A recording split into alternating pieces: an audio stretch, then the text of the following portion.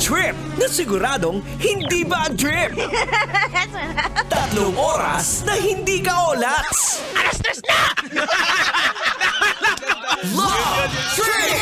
Love Trip! Love Trip! Mula alas 3 hanggang alas 6 ng gabi. Oh yeah! Sa 90.7 Love Radio. Love Trip! Kasama ang inyong muy delisyosang ka-love team. Mara Tonee!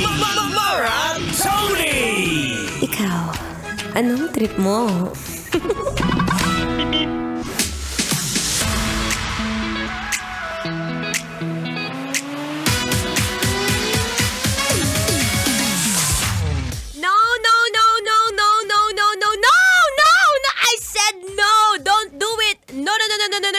No, B. Ang kamote ay kinakain. Hindi kinakalat sa EDSA, ha? Oh, ayan, oh. Tingnan mo. Ayan na naman siya.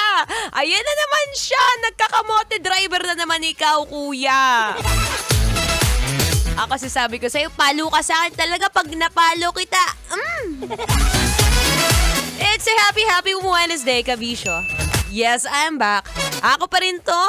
Ang babaeng takbo ng takbo. Wow! Sa isip mo. Your daldalerang atleta, DJ Mara Tonee. Para sa programang Love Trip. Trip, trip, trip, Yo, trip lang. Trip, pakinggan nyo to. bakit? Trip lang. Trip lang. Trip natin today. Teka, may mga sabit. Yan, mas clear. Trip natin today. Trip natin mga musta. Oo, teka nga, bago ang lahat.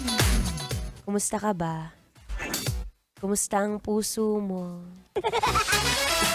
Kumusta ang pagdadrive mo lately? Ano ka na naman dyan? Kamote driver ka na naman, ha?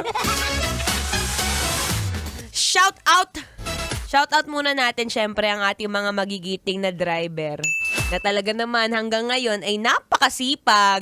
Umulan, bumagyo, bumaha, magsunog ng mga sama ng loob. Shout out sa'yo. Alam mo, shout out ko rin yung nasakyan ko kanina, ha? Isang angkas driver. Nakita niya kasi, naka-sleeveless si girl.